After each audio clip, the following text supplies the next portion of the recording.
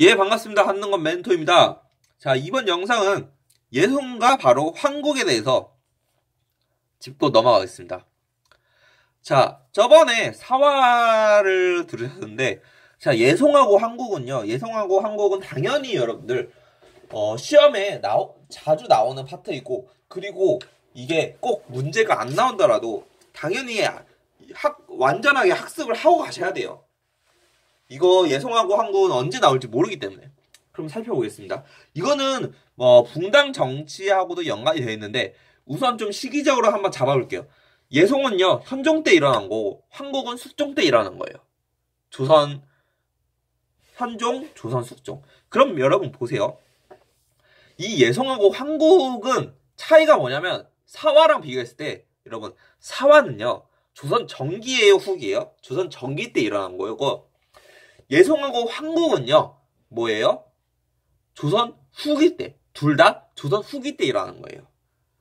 먼저 그거를 먼저 잡고서 시기를 먼저 잡고서 시작해 볼게요.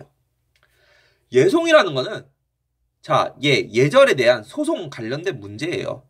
즉 예절을 가지고 서로 싸웠다 이거예요. 소송이 뭐예요, 여러분? 원고랑 피고가 있으면 서로 자기의 권리를 위해서 싸우죠. 그거예요. 즉 다툼을 했다.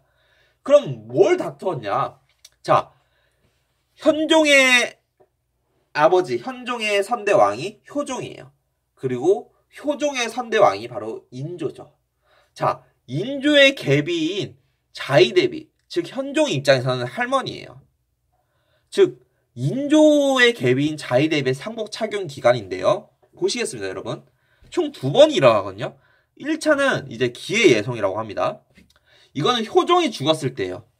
효종이 죽었을 때, 즉 효종이 죽었을 때 이 효종의 인조의 계비 자의대비는 뭐예요? 효종의 어머니겠죠. 현종 입장에서는 할머니겠고, 그쵸?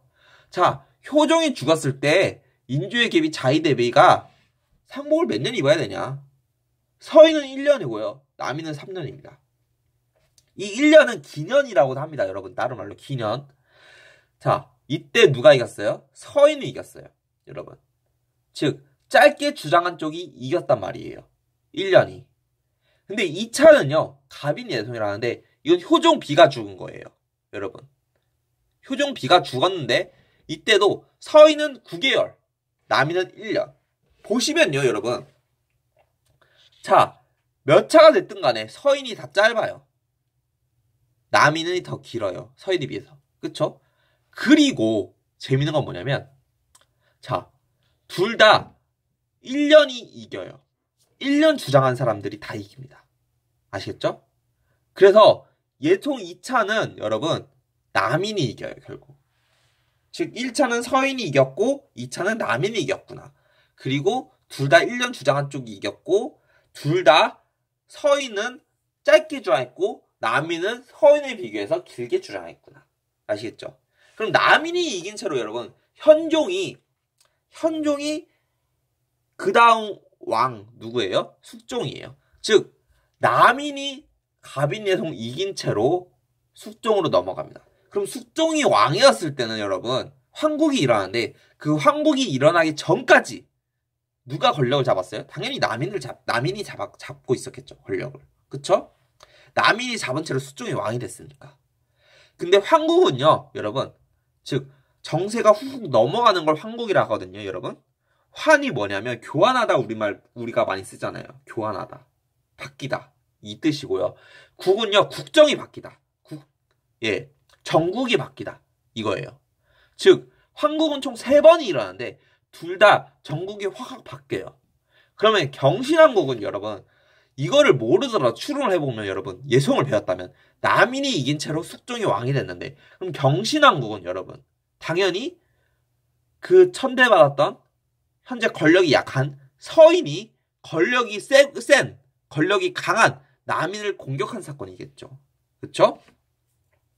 허적의 유학 사건이에요. 이 유학은요, 비가 올 때 그 물이 새지 말라고 기름진 천을 얘기하거든요.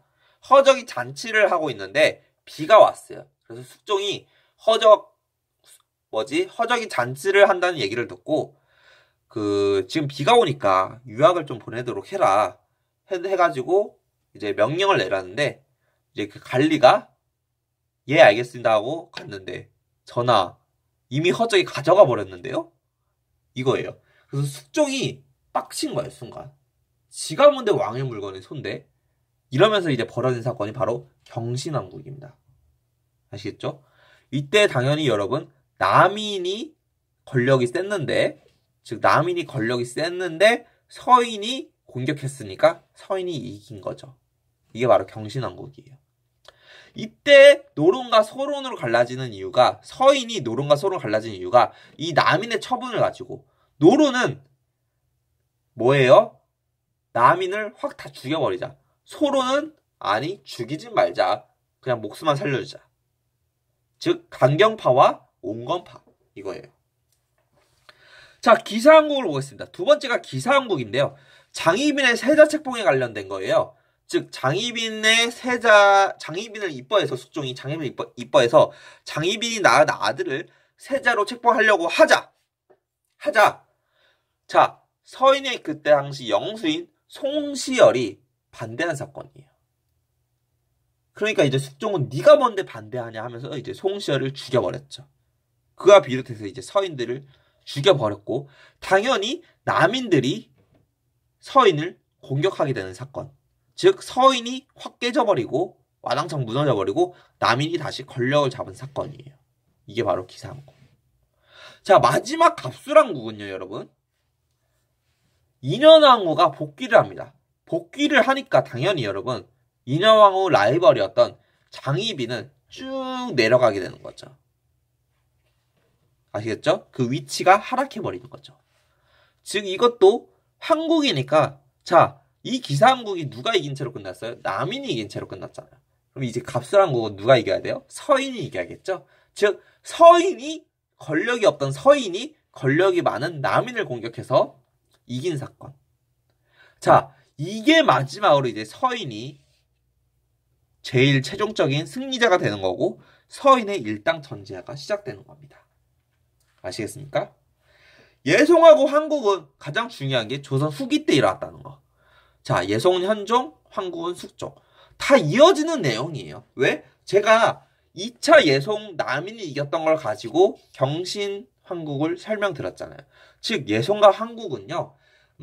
문제가 나오면 당연히 따로따로 나오겠지만 여러분들이 이해를 하실 때, 공부를 하실 때는 이 예송과 한국을 한꺼번에 포함해서 공부를 하시기 바랍니다.